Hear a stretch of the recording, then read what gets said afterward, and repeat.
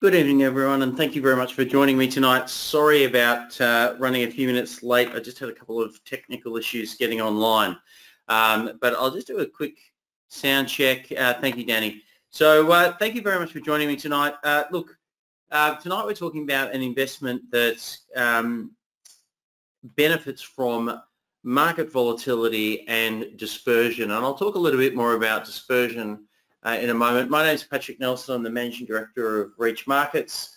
And tonight we're talking about an investment that benefits from market uncertainty, increase in volatility, and is designed to act as a hedge for a major crisis. Now, in most of the investments that you'll see from us and from Reach Markets, predominantly will be structured slightly differently to the one we're looking at tonight. This investment's put together by an investment bank, specifically for hedge funds managers who are looking at ways of hedging their portfolio, and this is a method of doing exactly that. So it's designed, if a major crisis kicks off and the market conditions change, where this can really benefit from those types of conditions. And over the last 6 months, we've really been actively seeking out those types of investments and have done very well out of many of them. So any advice contained in today's presentation is general only. It doesn't take into consideration your personal circumstances, and you need to decide for yourself whether it's appropriate for you. Past returns are not an accurate indicator of future returns.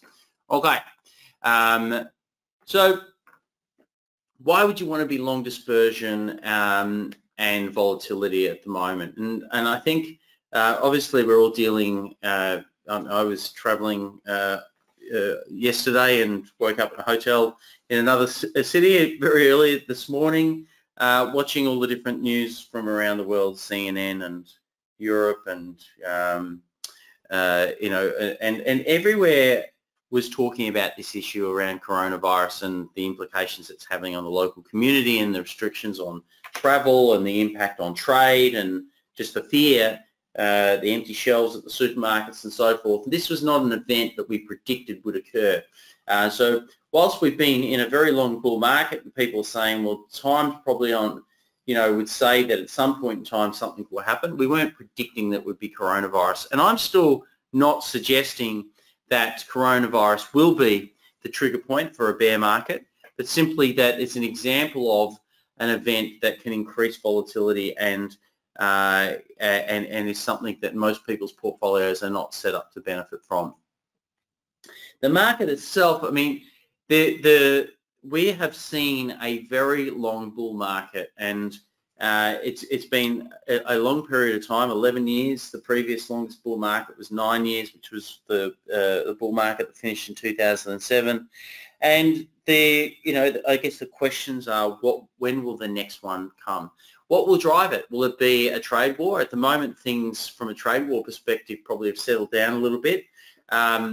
It's not in Trump's interests, and certainly now Xi Jinping's not really going to be looking for inflaming any issues with America or kicking off a trade war, given what's going on. But in the new year, later in this year, when we have the US election, post that election, I think we might see the rhetoric again change from Trump, and so the quietening that occurred as he led into an election, we don't know if that will continue. 11 years in a bull market, will it be 12? Will it be 13? I don't know, but history does repeat itself, and this is a period of time where we are saying at this latter part, it's the chances of a bear market coming, for us, they increase. The levers that we had to pull 5 years ago are no longer there.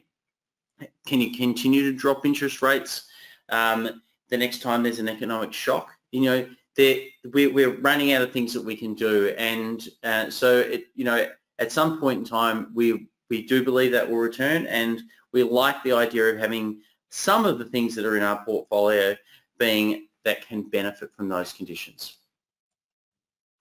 So this investment is for someone who would like to get an international hedge. They want capped downside but uncapped upside, and they want to benefit from uncertainty and have something in their portfolio that where they can benefit from a catastrophic event. You don't want the catastrophic event to occur, but you've got most of the things that you find would be in a normal portfolio would be would be negatively impacted.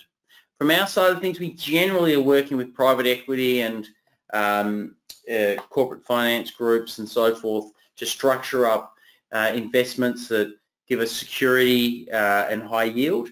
This one is quite different in that it's set up as a hedge and it's quite highly leveraged so that we don't have to have a huge outlay to get a decent amount of coverage should there be an event. All right, so if you, for example, wanted $200,000 exposure, it's a $14,800 net outlay. It's a 2-year investment term. Your maximum risk is the $14,800, and your maximum exposure, or your uncapped upside is on $200,000. So $14,800 is your maximum risk when you put the investment down. There's no margin calls. That's the maximum that you have to put down, but you have an uncapped upside on $200,000. All right. It's designed to perform with increased market uncertainty. Now, we're referencing excuse me, dispersion and volatility are the two factors that will impact this investment. But dispersion really just refers to the difference between stock performance to the index. So, the difference in this example here is we can see the red line being the index, blue line being the stock, that at the start when my mouse is hovering at the moment, it's quite closely correlated, but over time it's become more dispersed, right? And so if we plotted a whole bunch of different stocks at different periods of time, they might be quite highly correlated. So to set up something that benefits from dispersion, the investment bank designs a portfolio where they expect that these companies will perform quite differently. For example, Apple, which has had, is being impacted by, the ability to manufacture in China or possibly even to make sales in China and move things around the world. Has been negatively. They had a profit downgrade or a guidance a week or so ago based on the impact. Then that versus say Netflix, where if there's coronavirus, we're probably all going to be watching a lot more Netflix. Those two companies can start heading off in a completely different direction and become a lot more dispersed, right? So the reference basket that we're referring to here is designed in a way that should there be certain different events, these stocks will head off in different directions and dispersion will increase. This here is looking at, I guess, giving you a better understanding of dispersion, but different market conditions will create more dispersed movement. So when there's a major structural change or shift, you'll see dispersion will most likely start to increase. So people move to value away from growth, or different type of sectors start to underperform significantly. Low volatility markets where there's high correlation, things just drift up, right? Everything's sort of doing okay. And then when there is a change, a major event, you'll see some things perform, maybe everything goes down, but some things go down a lot, some things go down a little bit, and some things might go up and benefit from it. And so you'll see that dispersion increase. And this particular investment loves those types of conditions and benefits. Now, in terms of setting up a hedge, it's one of those times, volatility recently has gone up significantly. The way this investment is set up means that we price in over a period pre the trade date, which allows us to benefit from lower levels of volatility than what's in the market at the moment we get into the trade. So that's one of the reasons why we like it. But there has also been a high level of correlation, and we get to structure ourselves in a way where we're saying, you know what, we're not necessarily going to this because we believe that this will change or the changes in the market will continue. Saying, though, over the next 2 years with this investment set up, if we hit a bear market, and there is that change, we expect volatility to stay there for an extended period of time, not just a couple of weeks or a month, extended period of high vol, and we expect dispersion to enter in and correlation to completely change, and we can benefit significantly from that. And when you're thinking about setting up hedges and putting things in place, one of the reasons why we like this is the cost of setting up the hedge allows us to be able to get really good coverage and protect ourselves for a move. All right. Now in this example, what we're looking at here is a case study. So a hurdle rate. So the first type of this investment we went into roughly about 6 months ago is up at the hurdle rate of about 22%. So it is done in that period of time very, very well. And that was before 2 weeks ago when we last checked. So even just in that period, through benefiting from dispersion, it had a great result.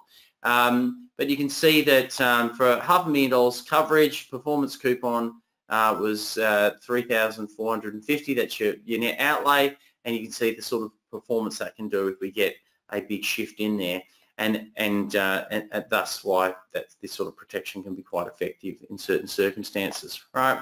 The structure of it.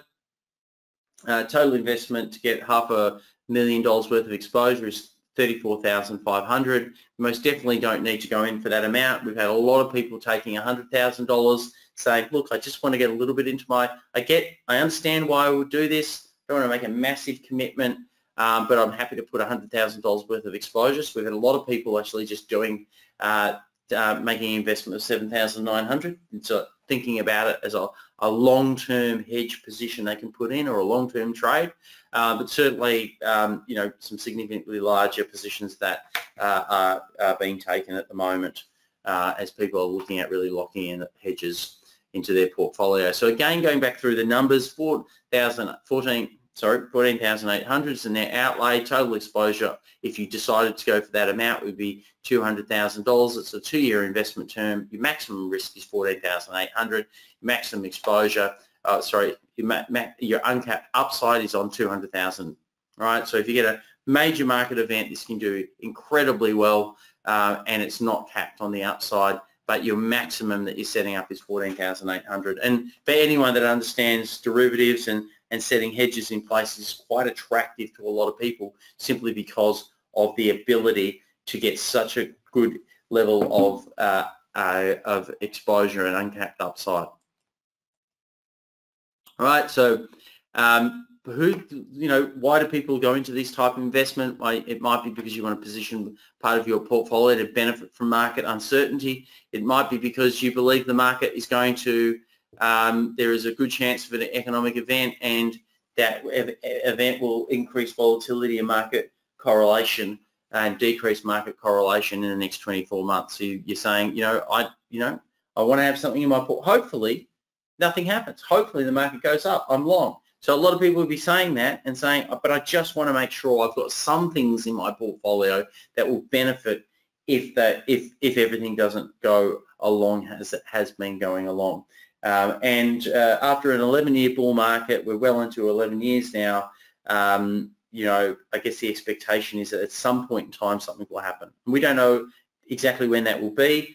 We understand that the levers that we can pull to protect ourselves when it kicks off are reducing, and at some point in time we'll be really again facing a bear market. History does repeat itself. We absolutely expect that to be the case, but we are not saying that we can predict exactly when that will be. We're obviously very concerned with what's going on in the market at the moment, so it's a timely discussion point, but it's no more relevant today as it was 4 weeks ago. It is something that you need to think about and consider if your portfolio is long, or you're just simply you believe that something's going to happen over this period of time. This is definitely a way of taking a view and being able to benefit from that. All right. So again, why would you might consider it now? I mean, the pricing in is based on averaging in on the volatility. So even though volatility is high, it hasn't been high for an extended period of time, so we can still price ourselves in quite well. Correlation is still actually quite high, so dispersion is still low, so we can benefit from that. If things roll out, if this really escalates, there'll definitely be a way of having something set where you can benefit. And then the pricing for this came about pre the coronavirus kicking the market down, but when volatility levels were really low. So it gives you, you know, that pricing is very, very attractive, and it gives you the ability to roll into something at those levels. All right. I'm not sure that my slides are clicking back. I guess we have, you know, I know without being an alarmist, and this the marketing team will put this slide in there last, but, you know, I'm definitely not suggesting that, you know, the coronavirus is going to be the start of the bear market. You know, I can see that we could easily recover and be back up where we were. It's just difficult at the moment really to have a view because you're not sure how things will play out. You're not sure what's next. You know, it's very, very tricky times. Obviously, everyone's very, you know, very aware of what's going on. This investment and our reason for putting this investment forward existed well before coronavirus. Well, coronavirus has been around, but we've been looking at, you know, how do we set things up in our portfolio that will benefit from different conditions that might occur. Again, we did an investment. This is very, very similar, same structured investment not long ago, and it's performed very well even before the volatility of the last 2 weeks. So, you know, we like it. We like the way it's structured. We think it's very interesting. And if you're something you'd like more information about, please let us know. David Sellers and Blake Reed are managing this investment. So any questions, you can go to those guys directly. They can answer any detailed questions that you might have.